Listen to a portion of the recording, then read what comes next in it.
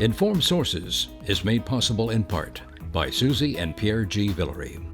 With a continued passion for public television, we are proud to underwrite Informed Sources. Please join us in supporting WYES television.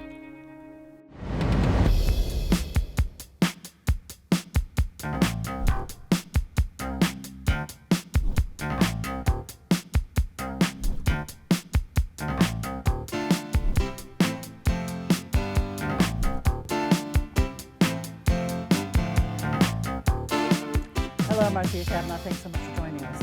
On the day after Mardi Gras, many people received ashes, but City Hall received boxes. There, the day could have been called Recall Wednesday, as the process began to verify signatures on whether or not to keep Mayor Cantrell in office. By most accounts, Carnival was a big success, though crime, including a parade route murder, continued to haunt, compounded by the Orleans D.A.'s office dropping some concealed weapons charges and complaints that the city's 911 emergency system itself needs rescue. We will discuss these stories tonight, as well as the latest on trying to regulate short-term rentals, and we will look at Carnival returning to its fullest after 2 years of being curtailed.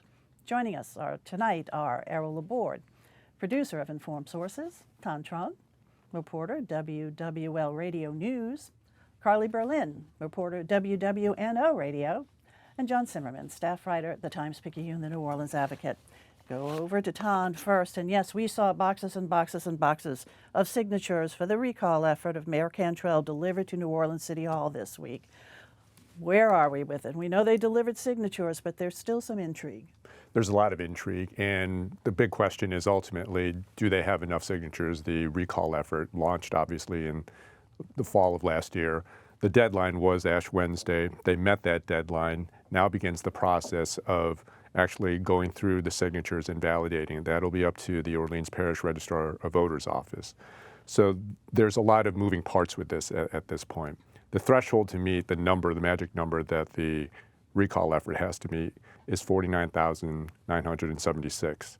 They claim that's Eileen Carter and Belden Nooniman Baptiste, the two organizers of the recall effort, say they are confident that they have enough signatures to meet that threshold. But there's also some litigation. They filed suit against the Registrar of Voters office to purge or to move some of the registered voters from active to inactive, which would lower the threshold for that required amount to set off this initiation or this movement and to get the recall effort onto a ballot. Yeah. So that's all there. Okay. That's just one part of it now. Now begins the process. So the Registrar of Voters office has 20 business days from the day that they got the signatures delivered to validate and certify these signatures. And then it goes on to the governor's office. But that's going way ahead in the process. So at this point, it's really in the Registrar of Voters office. Yeah. And also the court, too, with the suit that has been filed by the organizers in order to get a closer look at those roles and maybe trim those roles a bit from more inactive. I mean, that's a real important thing, because it really will impact the numbers, and the game here right now is numbers.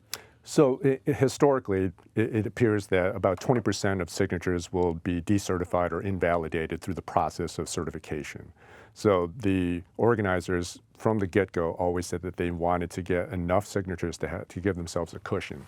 Now, if these voters are moved from active to inactive, that gives them a bigger cushion in case that some of these signatures are invalidated or decertified. That process it's going to be monumental, at least from all the sources that have been talking about this and looking at the process of this. To get that all done in 20 days is monumental. How that's going to be done, the Registrar of Voters office has not said much at all because of the litigation they claim.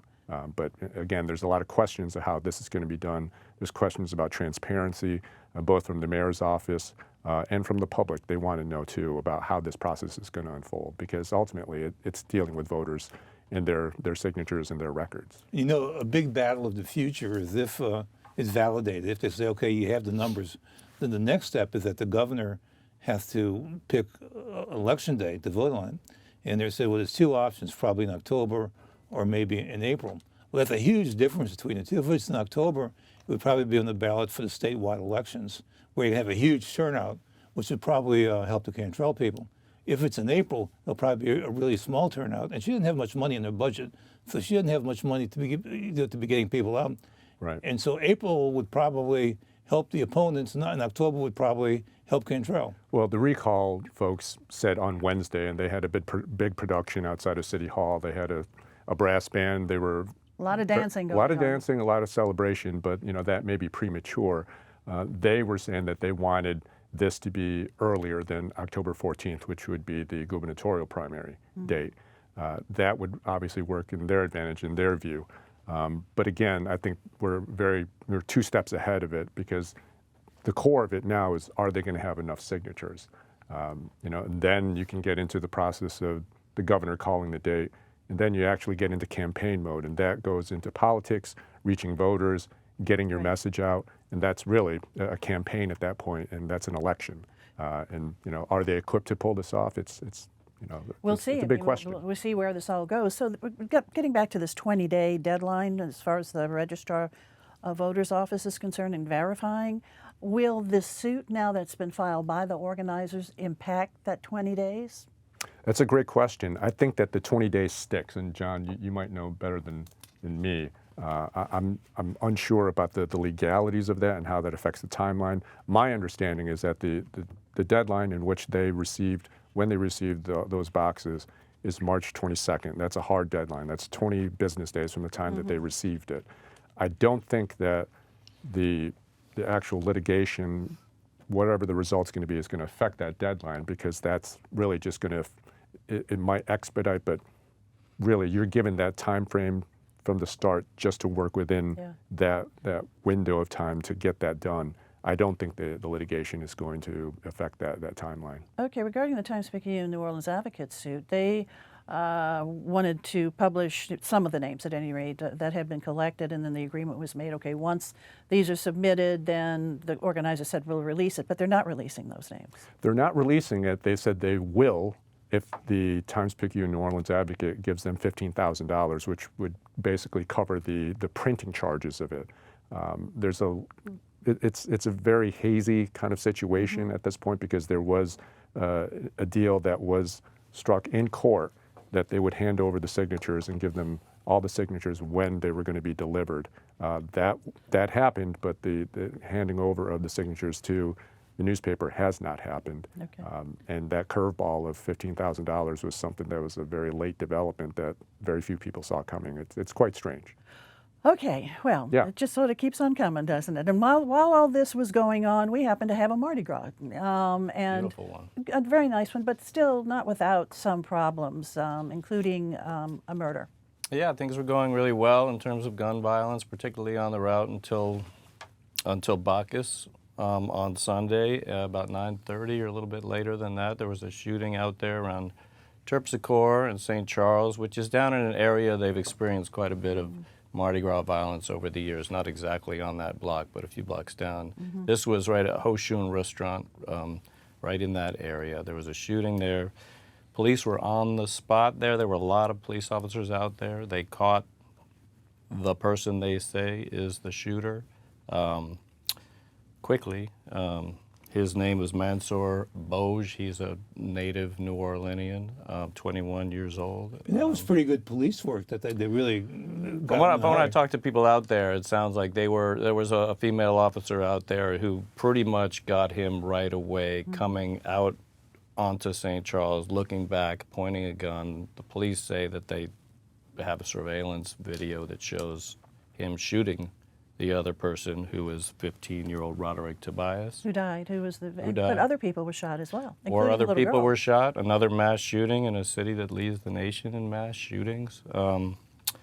So yeah, it really touched on a lot of the issues that we have in this city over this 3-year surge in shootings and murders, as far as gun violence and possession of weapons and things like that. I want to point out that there were a couple of other murders that weekend too, and so we're not trying to say that this is a more important murder. What is different, though, was that was on the parade route. 4 murders over the Carnival. And there are different laws regulating having concealed weapons on parade routes. And also you have more of a crowd. And so there's more of a public safety issue, too. And so that particular murder just raises a lot of concern. Well, and it happens every year. Police are out there, federal agents and state, and they're during Mardi Gras seizing a lot of guns, and they make a big point of talking about how many they've seized. Michelle Woodfork, the interim police chief, was out there talking about they've seized 150 some odd guns over the carnival season. So, they're active out there. And so, Errol, I think you referred to it. Is there a law that makes it illegal to carry a gun on a parade route? Yeah, parade routes, yeah. Parade yeah, route, yeah. okay. Of course, we saw confiscation of guns and arrests. How many was it that was made? Lots of arrests for illegal carrying of a weapon. That's a Okay. misdemeanor. It's punishable by up to 6 months in jail or a fine. Well, not all of these are on a parade route. I mean, there's certainly some in the quarter, too, which is Lots in the directly- quarter, lots on Yeah. Bourbon Street. Most of these are on Bourbon Street in the French Quarter where they're making these arrests. But what really made news, I mean, certainly getting all those guns, it can be very helpful, certainly for the community safety, public safety. But what really, really made the news was the refusal of some of those charges by the DA's office. It was on Mardi Gras Day, and the district attorney, Jason Williams, has recently come out with a statement saying that this was unauthorized, that this was a prosecutor who was acting in a rogue capacity in magistrate court, refusing 15 gun-related cases. The vast majority of those are these misdemeanor illegal carrying of a weapon cases. So we're still, my colleague Jillian Kramer and I are still looking through what these cases exactly were. And there are some cases in there that probably would have been tossed eventually. But there are other cases in there, a couple of felonies in there, and one regarding a gentleman who was found to have a Glock switch, which is a device that you put in the back of a handgun. It turns it into a fully automatic weapon. Federal law considers that a machine gun. And so there's a lot, that's kind of a different animal there. So, but yeah, and that's created quite a stir. Jason Williams has taken on a lot of criticism for that. He's come out and said he's going to have a full review of all of these cases. He can charge them again in a bill of information if he wanted to. But again, these are by and large misdemeanor cases. And who in the DA's office made this decision then? This is interesting. It's Emily Maw, who is the chief of their civil rights division. She's the one who is, on the civil rights side and getting people out of prison who've been there for, on life sentences and whatnot and unjust convictions. She used to head up Innocence Project New Orleans. And so she's in magistrate court now setting or, recommending bonds or accepting or refusing charges. Is she regularly there for the DA's office, or was it just believe because she's of a Mardi Gras regularly there. load? It may have been a Mardi Gras sort of fill-in capacity. Yeah. She is assigned, though, because of issues with staffing on the DA's office, to a section of court. So in a traditional prosecutor's role as well, but that has more to do with the staffing problem they have over there. Okay, so basically the response from the DA was, we're taking a look at this. This was not really within He's saying it our was procedure. unauthorized behavior and improper. When Jason Williams was elected, there was nationwide at that time the so-called progressive movement as far as law enforcement, which essentially saying we need more of a leniency as far as the people who arrested. And Jason Williams at the time embraced that, and I think he's kind of going back on that a little bit too. Yep. But I wonder if this was a reflection of that. One of the interesting things is a lot of these cases are Louisiana State Police arrests, and at least 5 of these cases that were refused were sort of marijuana pretense stop. I see you with a joint, and I search you, and I find a gun. Which, under me, if it was NOPD, there have been a court ruling saying you can't do that. There's a municipal ordinance that was passed a few years ago saying marijuana is not probable cause to do that kind of searching, which applies to NOPD officers. Does it apply to LSP?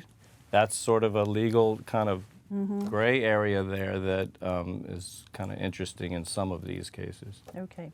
All righty, John, thanks a lot. Carly, we're going to go on over to you. And a lingering issue is short-term rentals in the city of New Orleans now we're talking about. And so there was a court ruling last year that changed the policy somewhat for the city. Nobody really knows exactly where we're going with this. So fill us in on the latest. Yeah, so like you said, this all goes back to a lawsuit. And to kind of understand where it's coming from, we have to go back to 2019 for a moment. And that is when the city last passed its whole suite of rules regulating short-term rentals like those listed on Airbnb. One of the key pieces of the 2019 law was a residency requirement. And what that meant basically is if you wanted to have a short-term rental in a residentially zoned part of the city, you needed to prove that you lived on site by showing you had a homestead exemption for the building. So basically proving it was your primary residence. That was meant to limit what a lot of STR critics saw as, one of the most harmful impacts of these things, which was out-of-town investors buying up whole homes across the city to rent out to tourists. And later that year in 2019, a group of STR owners filed a lawsuit against the city, partly because of this homestead exemption requirement piece. And like you said, just this past August 2022, the U.S. Fifth Circuit Court of Appeals, basically decided that law doesn't pass muster. They said that it violates the Dormant Commerce Clause of the U.S. Constitution, basically that it discriminates between local owners and out-of-state investors. And so that's basically put the city under the gun to pass a new law because Caught the city by surprise, too. They weren't expecting that ruling. Sure. So they also have to do this quite quickly because the court said you got to pass a new law by March 31st. And I should say, too, that these, homestead exemption primary residence requirements, they're actually a pretty common way that other cities have looked to rein in the proliferation of short-term rentals in their housing markets, but we can't use that anymore. So in January, the City Planning Commission, which, handles these kind of land use policies, came out with some recommendations for what to do if we can't use this homestead exemption requirement thing. And they have a couple of kind of main suggestions. One of them is shifting the occupancy requirement from the owner of a short-term rental over to an operator. So there's sort of a distinction now where you can be the owner of the property, but basically outsource the management, the day-to-day management of it to someone else. And now that person would need to prove that they live on site by having a lease or showing their utility bills. There's also this recommendation to limit the number of short-term rentals per block. Having the recommendation now is to have one per side of the block in residential areas. And I should say when the Planning Commission was coming up with these recommendations back in January, folks from kind of all sides of this debate came out in full force to these public meetings and were pretty disappointed by these recommendations being put forward for different reasons, right? So the kind of set of short-term rental owners, many of them said that they want a path to continue operating. And that's challenging because of this unconstitutionality piece. The Planning Commission's basically said we can't grandfather anyone in because that is a continuation of this unconstitutional regime.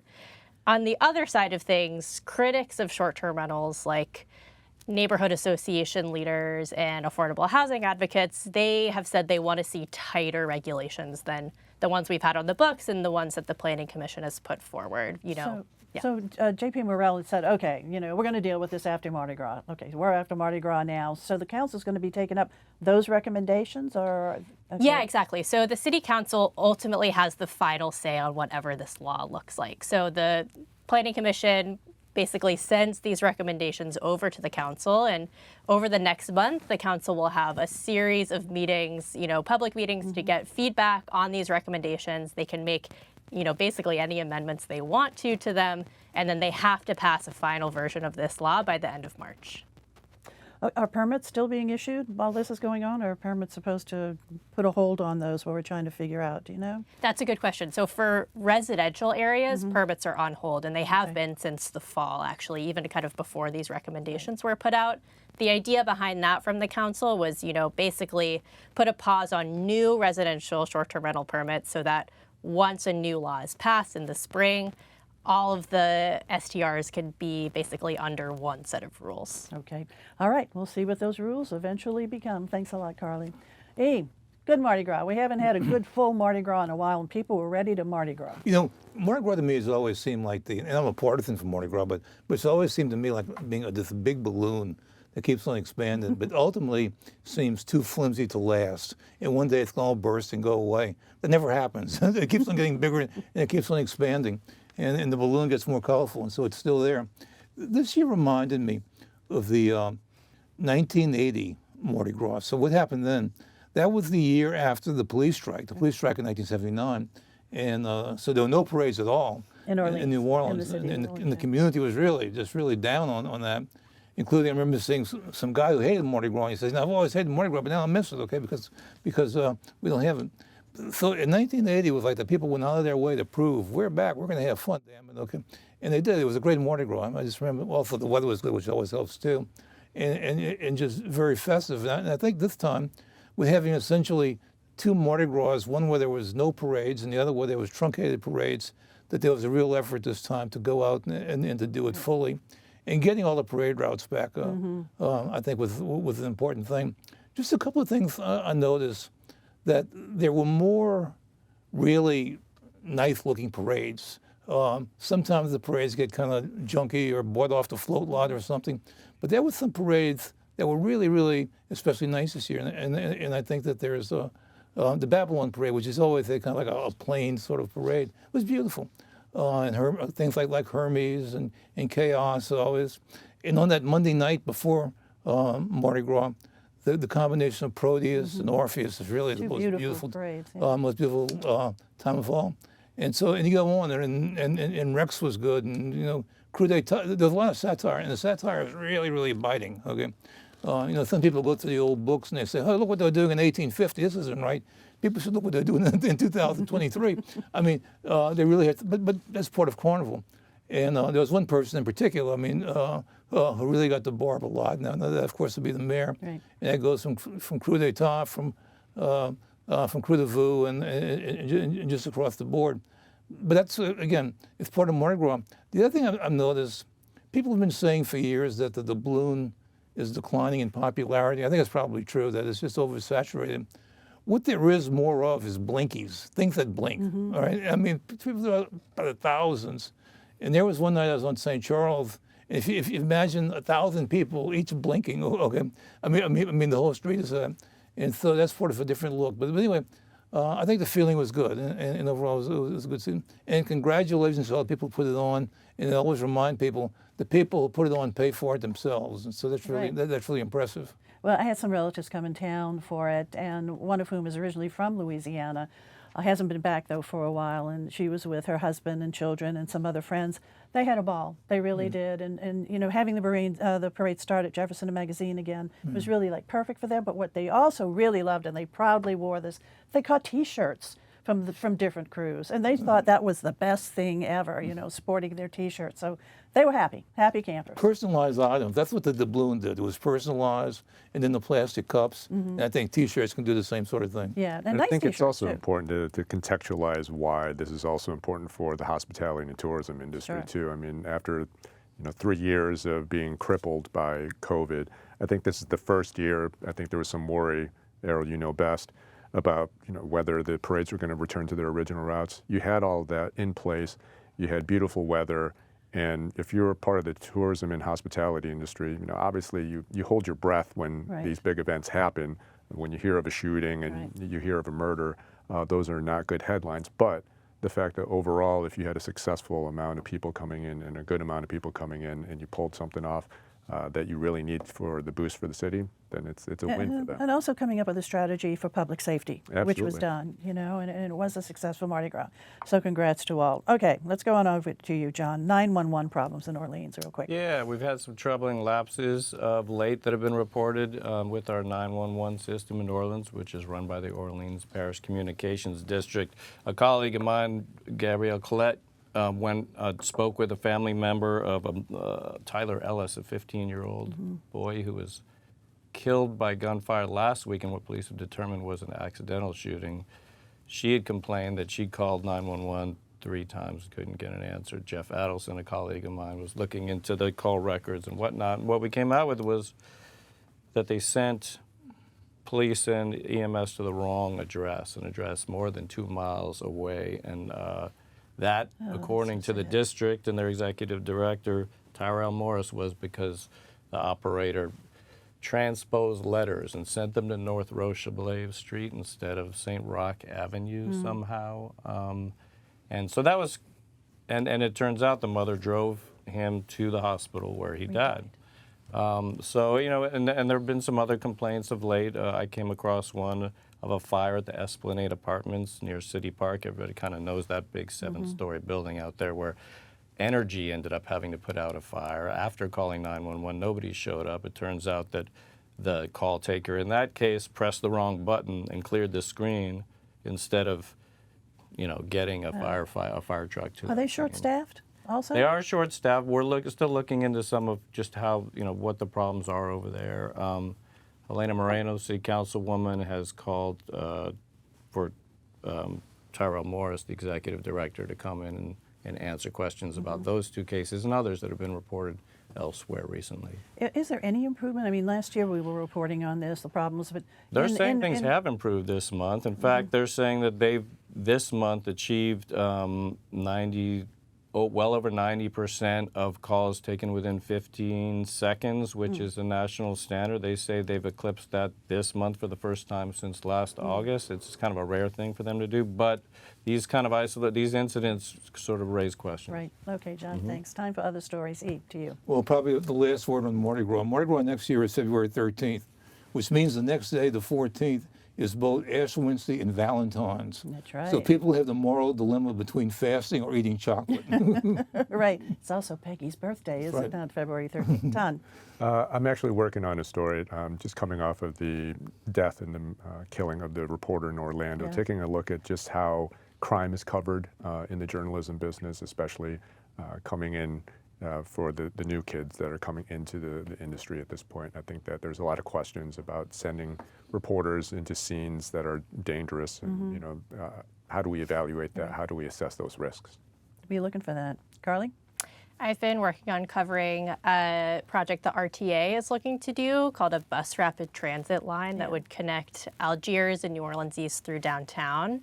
That plan was dealt an early blow right before Mardi Gras when Councilmember Freddie King sort of questioned using a dedicated bus lane over the Crescent City connection. Still not a a decision that's been made, but sort of put a delay in that plan. So I will be covering whatever follow-up comes up from that in the coming weeks. Okay, we'll be following your coverage.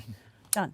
We'll have a story about when the 843 patients of nursing home owner Bob Dean will receive money from a settlement that was agreed to late last year. There were promises or suggestions they might receive it by the holidays. It turns out that holiday might be closer to the 4th of July. Okay. All right, guys. Thank you all for being here and joining us around the table, and thank you all for joining us too. And we will see you again next week for Informed Sources. Have a good evening.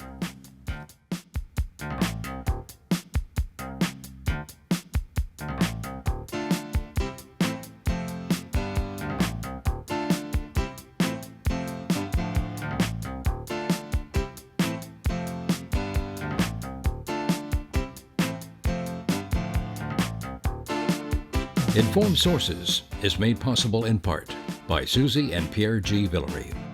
With a continued passion for public television, we are proud to underwrite Informed Sources. Please join us in supporting WYES Television.